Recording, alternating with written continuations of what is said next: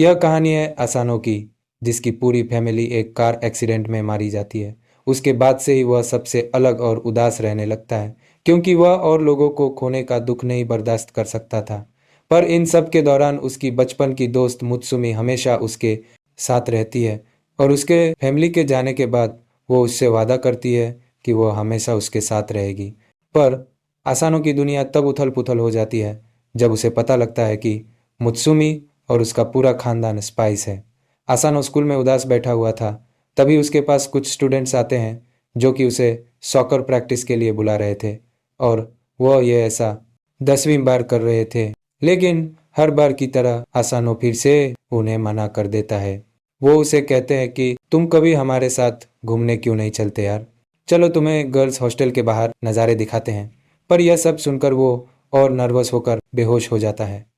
थोड़ी देर बाद वहाँ मुत्सुमी लंच लेकर आती है।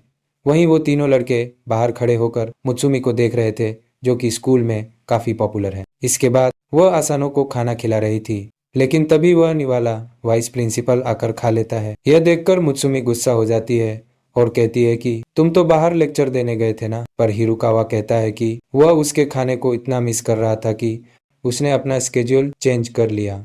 वो वहाँ से जाते जाते आसानो से कहता है कि स्कूल के बाद वो उसके ऑफिस आए।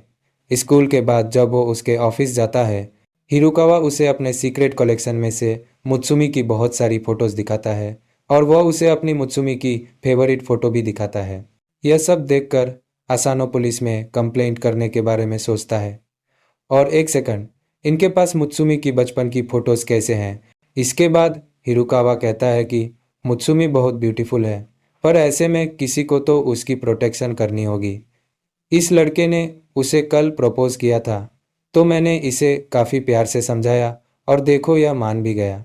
हिरुकावा ने टानाका की ऐसी की तैसी कर रखी थी, और उन्होंने उसकी वीडियो भी बना रखी है जिसमें वह अपोलॉजी मांग रहा था कि वह कभी अब मुत्सुमी के पास नहीं जाएगा। यह देखकर असानो की हालत खराब हो जाती है कि हिरुकावा उसकी गर्दन पर नाइफ रख देता है और कहता है कि मैंने तुम्हें अभी तक इसीलिए छोड़ रखा था क्योंकि तुम उसके बचपन के दोस्त हो, पर अब तुम उसके ज़्यादा ही करीब जाने लगे हो। सॉरी, मैं यह सब कुछ अपनी छोटी बहन के लिए कर रहा हूँ। लेकिन तभी वहाँ एक लड़की आती है। वह एक स्विच दबाती है जिससे वहाँ बहुत तेज़ लाइट आ जाती है, और इसी दौरान वह आसानो को वहाँ से लेकर चली जाती है। जब आसानो की आंखें खुलती हैं, वो अपने सामने मुत्सुमी और उसके साथ इतने सारे अजीबोगरीब लोगों को देखकर घबरा जाता है। मुत्सुमी उसे शांत कराती है कि यह सभी उसके भाई बहन हैं, और वो उन सभी को उससे इंट्रोड्यूस कराती है। यह उसकी बड़ी बहन फुताबा है, यह उसका भाई शिंजो, उसका एक और भाई कागो, उसकी एक और बहन शियोन, और उसका जायंट सा ब्रदर नानो। वह जो भयानक साइज में है उसका नाम नानो रखा हुआ है, और उनके पास एक गार्ड डॉग भी है। यस, यह डॉग है जिसका नाम गुलियात है। मुत्सुमी उसे बताती है कि उनका पूरा खानदान स्पाइस का है, पर आसानो को इस पर यकीन नहीं होता, और उसे लगता है कि उस पर प्रैंक किया जा रहा है। मुझे यकीन है कि यह गन भी नकली होगी, पर जब वह शूट करता है तो वह रियल होती है।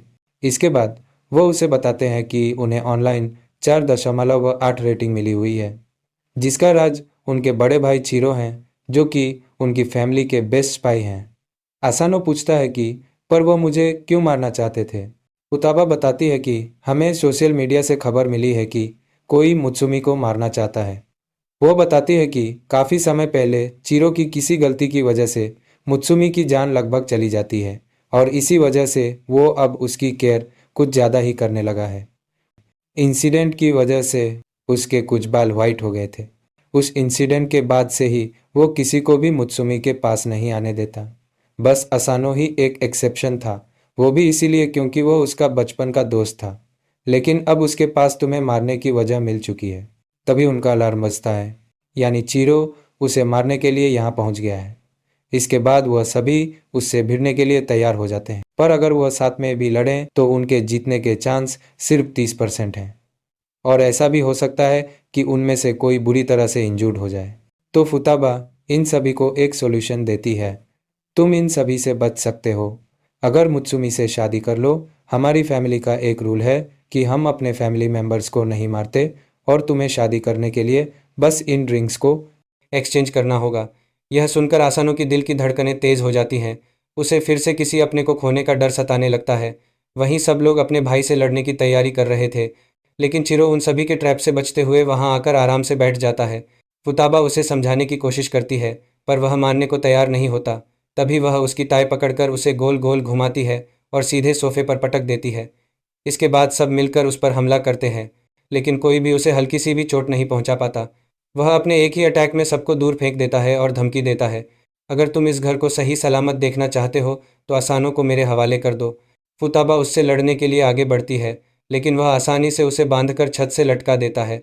शियोन सबको पीछे हटने को कहती है और अपने ड्रोन्स की मदद से उस पर हमला करती है।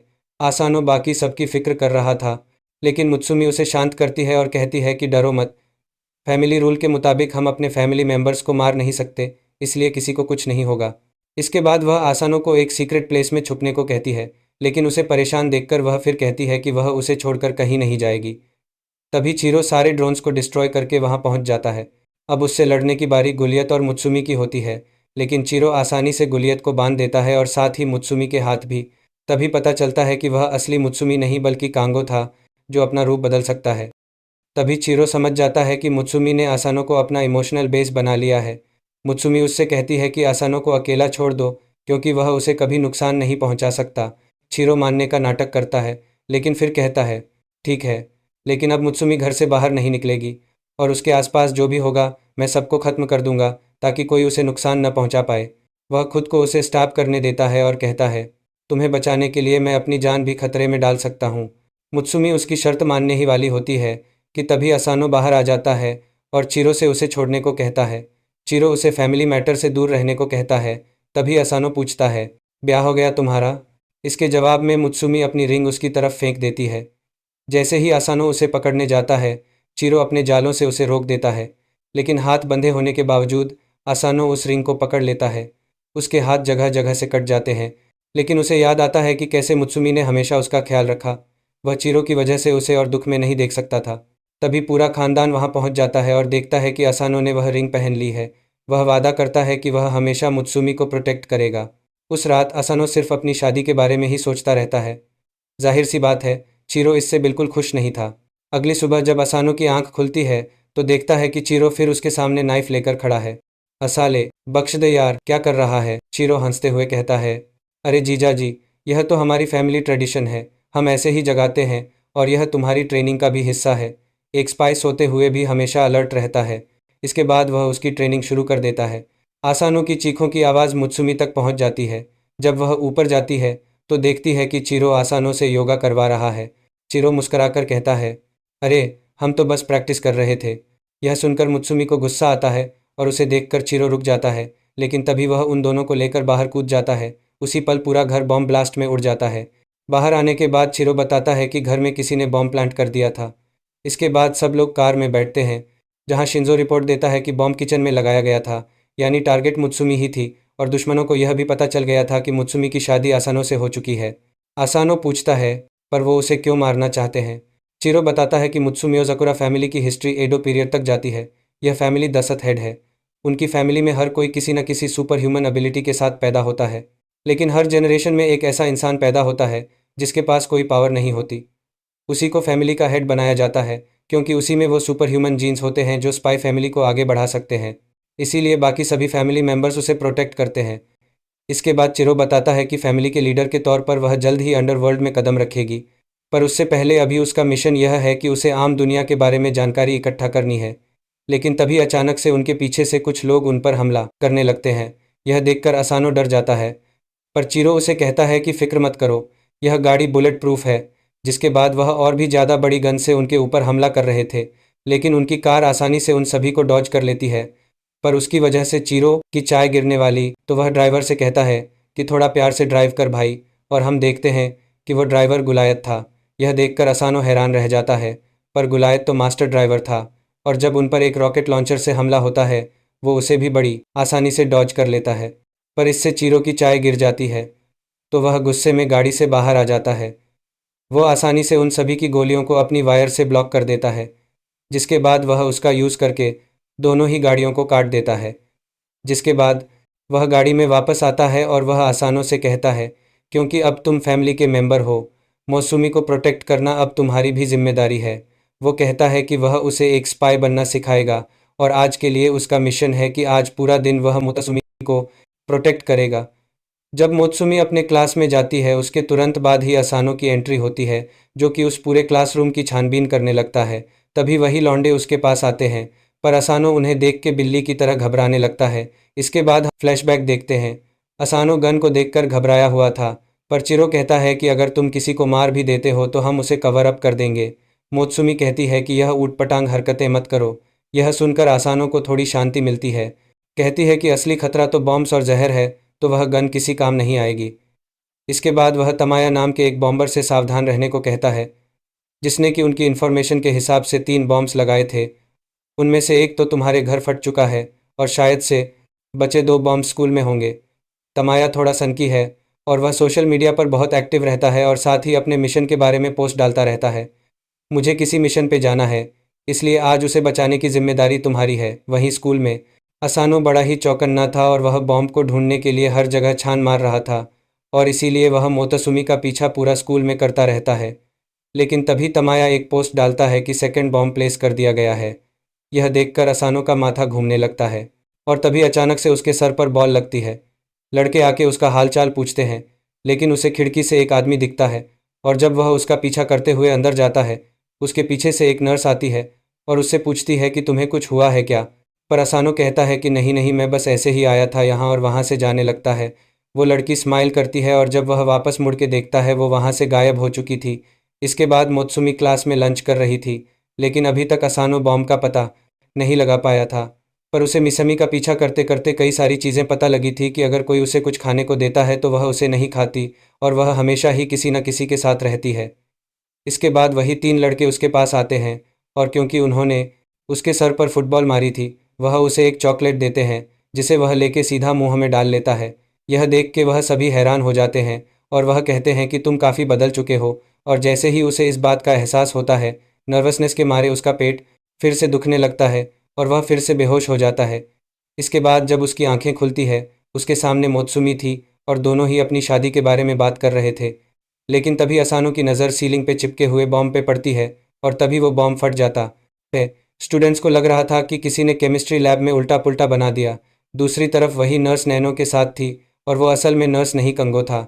वहीं शयन भी उन दोनों पर नज़र रख रही थी। वहीं जहाँ धमाका हुआ था वो दोनों सही सलामत थे। असानो यह सोचने लगता है कि आखिर उसे कैसे पता चला कि हम दोनों इस वक्त यहाँ होंगे। तभी वह सारे क्लूज़ को जोड़ने लगता है और उसे समझ में आता है कि यह सभी उसका प्लान था और उसे तीसरी बॉम्ब की भी लोकेशन पता लग जाती है।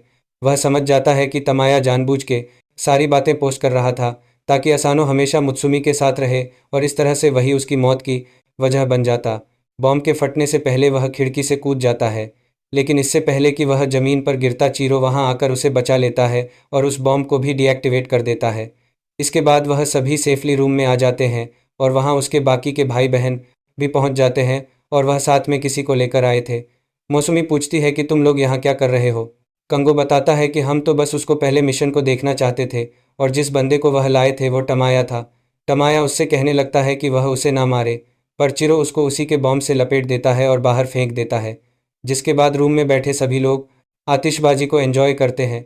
इसके बाद चीरो बड़े गुस्से में था क्योंकि उसने आसान उसे कहा था कि वह उसकी फैमिली से दूर रहे, पर मौसुमी उसे याद दिलाती है कि उसका घर तो मिट्टी में मिल चुका है, तो इसीलिए वह अब हमारे साथ रहेगा। वैसे भी हम दोनों तो पति पत्नी हैं। यह सुनकर चीरो को और ज़्यादा गुस्सा आ जाता है, पर अब वह बेचारा भला कर भी क्या सकता था। इसके बाद हम असानो को ज़मीन पर पड़ा हुआ देखते हैं और एक बड़े से आदमी ने मुत्सुमी का गला दबा रखा था। इसके बाद वह मुत्सुमी का गला दबाने लगता है और उसकी चीख के साथ ही असानो उठ जाता है। यह सब बस एक सपना था। इसके बाद जब वह बेड से उतर रहा था, उसका पैर गुलायत पे पड़ जाता है और वह उसे काट लेता है।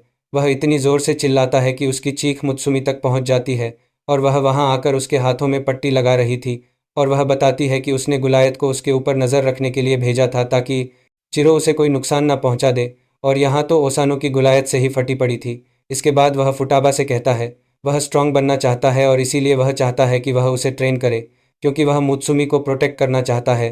पर फुटाबा उसे पूरे रूम में उठा के पटकने लगती है। वो कहती है कि वह जल्दीबाजी ना करें, क्योंकि किसी टैलेंटेड बंदे को भी 3 साल लग सकते हैं कुछ मीनिंगफुल सीखने में। इसके बाद वह उससे कहती है कि अगर वह उनकी फैमिली की ऑल आउट ट्रेनिंग ट्राई करना चाहता है तो उसे उनके मैंशन में 1 महीने तक रहना होगा, जिसके बाद कि उसकी ट्रेनिंग शुरू होगी। वह उसे थैंक यू कह के वहाँ से जा ही रहा था, लेकिन उसका पैर एक ट्रैप पर पड़ जाता है और वह मरते मरते बचता है। फुटाबा उसे बताती है कि पूरा मेंशन ट्रैप से भरा हुआ है और यह उसकी ट्रेनिंग का हिस्सा है। अगर तुम 1 महीने तक इसे भी सर्वाइव नहीं कर पाए तो भूल जाना कि मौसमी को तुम कभी बचा सकते हो, यानी उसके लिए यहाँ रहना भी जानलेवा है। इसके बाद जब अगली सुबह अलार्म बजता है, टाइम पे अलार्म ना बंद करने की वजह से वह फट जाता है, तो वह बेचारा रूम से भागता भागता बाहर निकलता है, लेकिन वह फिर से एक और ट्रैप को एक्टिवेट कर देता है जो उसे लगभग जिंदा जला देती है। इसके बाद जब वह डाइनिंग टेबल पर पहुंचता है, फुटाबा उसे याद दिलाती है कि यह उसकी ट्रेनिंग का हिस्सा है। असानो पूछता है कि आखिर तुम सब इन ट्रैप से कैसे बचते हो। मुझसे भी बताती है कि ये ट्रैप्स फैमिली मेंबर्स के लिए एक्टिवेट नहीं होते। सभी ट्रैप्स को एक कंप्यूटर कंट्रोल करता है, जो कि उसे एक फैमिली मेंबर की तरह मान लेगा अगर वह सारे ट्रैप्स को सर्वाइव कर जाता है। इसके बाद असानो की तबीयत खराब होने लगती है। तभी नैनो बताता है कि उनके खाने में पॉइजन मिला होता है ताकि उन पर पॉइजन का असर कम हो, पर उस पॉइजन से उसे डियरिया हो जाता है और जब वह बेचारा टॉयलेट के पास जाता है, वह देखता है कि वहां जाने के लिए उसे एक लॉक डोर को पार करना होगा। मौसुमी उसकी मदद करने जा रही पर फुटाबा उसे रोक देती है, पर उसकी चीख सुनने के बाद शयन उसे बताती है कि अंदर जाने के लिए उसे पासवर्ड को क्रैक करना होगा जो कि हर मिनट चेंज होता रहता है। पर जब उन सभी को बदबू आने लगती है, उन्हें उसकी मदद करनी ही पड़ती है। अगले दिन जहां सभी फैमिली मेंबर्स ट्रैप्स को अवॉइड कर रहे थे, असानू के लिए हर छोटा काम जान की बाजी लगाने जैसा था और उसकी पतली हालत देख के वह सभी उसकी फिक्र करने लगते हैं, पर वह कहता है कि वह ठीक है। इसके बाद हमें पता लगता है कि फैमिली ने उसे कुछ ज़्यादा ही भारी शर्ट दे दी है, तो वह बेचारा ढंग से उठ भी नहीं पा रहा है। इसके बाद एक रात को असानो शूटिंग की प्रैक्टिस कर रहा था क्योंकि उसे दूर से रिमोट पर निशाना लगाना होगा। अगर वह टीवी को ऑन करना चाहता है तो तभी वहाँ मौसमी आती है और उसे ब्रेक लेने को कहती है और वह उसे कहती है कि तुम्हें इतनी मेहनत नहीं करनी चाहिए, पर असानो कहता है कि तुम्हारे लिए तो मैं इतना कर ही सकता हूँ। इसके बाद हम एक फ्लैशबैक देखते हैं जहां वह दोनों एक दूसरे को गुड मॉर्निंग बोलते हैं, जिसके बाद वह कार में बैठकर चली जाती है। इसके बाद स्कूल में कुछ लड़कियां मौसुमी को बुली कर रही थी और उनमें से एक लड़की उसके बाल काटने जा रही थी, लेकिन तभी वहां असानो आ जाता है और वह उसे कारिसान बाल काटने जा रही थी, सीजर से अपने ही बाल काटने लगता है। यह देखकर उन्हें लगता है कि वह कोई साइको है, तो वह जल्दी से वहां से भाग जाती है। वो मुत्सुमी को बताता है कि गाइडेंस काउंसलर ने उसे बाल कटाने को कहा था, पर वह इसके बारे में ज़्यादा ना सोचे। अगर उसे कभी भी मदद की ज़रूरत पड़ती है तो वह उसे कह सकती है। प्रेजेंट में मुत्सुमी उससे कहती है कि वह हमेशा ही उसके साथ रहा है, तो उसे खुद को इतना पुश करने की ज़रूरत नहीं है। इसके बाद अगले दिन असानो अलार्म के बजते ही उसे बंद कर देता है, जिसके बाद वह खराबने बचत करे है। लेज़र से बचता हुआ एक रूम में पहुंच जाता है, जिसके बाद वह गन को उठाता है और सामने पड़े रिमोट को शूट करता है और इस बार उसका निशाना लग जाता है, लेकिन उसे अभी भी चैनल चेंज करना नहीं आता था। तो शज़ो उसे बताता है कि चैनल चेंज करने के लिए उसे सही बटन को शूट करना होगा और वह उसके स्टैंड्स को ठीक कर देता है। इसके बाद वहाँ शयन आती है और असानो उससे पूछता है कि आखिर शिंजो हमेशा ऐसे क्यों रहता है। चियो उसे बताती है कि वह शर्मीला है, इसीलिए वह हमेशा गार्बेज बिन में बंद रहता है। इसके बाद हम फुटाबा को देखते हैं जो कि कंगो से काम करवा रही थी क्योंकि उसने सुबह डिशेस नहीं धोए थे। इसके बाद वह देखते हैं कि सामने से पॉइजन गैस निकल रही है क्योंकि नैनो असानो की ट्रेनिंग करवा रहा था। यह देख के कंगो उसके पास जाने लगता है और फुटबा उसके मुंह पर किक मारती है और उसे अपने काम पर ध्यान देने को कहती है। ऐसे ही कई दिन बीत जाते हैं और वह लेज़र को अवॉइड करता हुआ डिनर टेबल तक पहुंचाती है जाता है जहां वह सभी के साथ खाना खा रहा था, लेकिन अभी भी उसके ऊपर जहर का असर हो जाता है और 2 नंबर जाने के लिए वह टॉयलेट के बाहर पासवर्ड क्रैक करने की कोशिश करने लगता है, लेकिन अभी भी वह दरवाज़ा नहीं खोल पाता। तो बेचारा मदद के लिए चिल्लाने लगता है, तो कंगो उसकी मदद करने जा रहा था, पर जब वह वहां पहुंचता है, असानो ज़मीन पर पड़ा हुआ था। तो नैनो उसे एग्जामिन करता है और बताता है कि थकावट के कारण उसे फीवर हो चुका है और उसे रेस्ट करने की ज़रूरत है, पर असानो कहता है कि वह एक और वीक तक यह सब कर सकता है। तभी फुटाबा उसके ऊपर से फेक स्किन हटाती है। देखते हैं कि उसकी हालत बहुत बुरी हो चुकी है, अगर उसने रेस्ट नहीं ली तो उसकी मौत भी हो सकती है। पर असानो कहता है कि मुत्सुमी को बचाने के लिए वह ट्रेनिंग करते रहना चाहता है।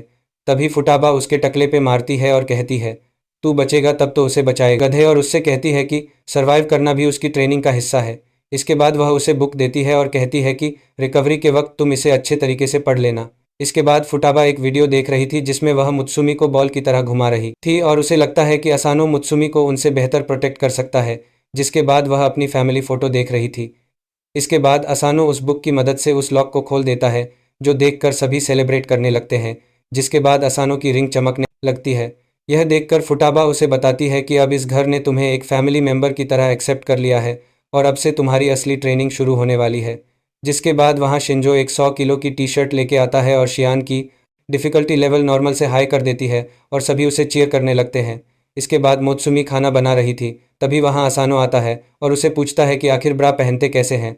यह देख के मौसमी मुंह घुमा लेती है, क्योंकि उसे लगता है कि असानो कुछ छिछोरी हरकत करना चाहता है। असानो कहता है कि नहीं नहीं, ऐसा कुछ नहीं है जैसा तुम समझ रही हो। तभी वहाँ नर्स के भेष में कंगो आता है, जो कि उसकी ट्रेनिंग करवा रहा था। शिमजो आता है और पूछता है कि आखिर यहाँ चल क्या रहा है। तभी असानो कंगो का मास्क उतार देता है।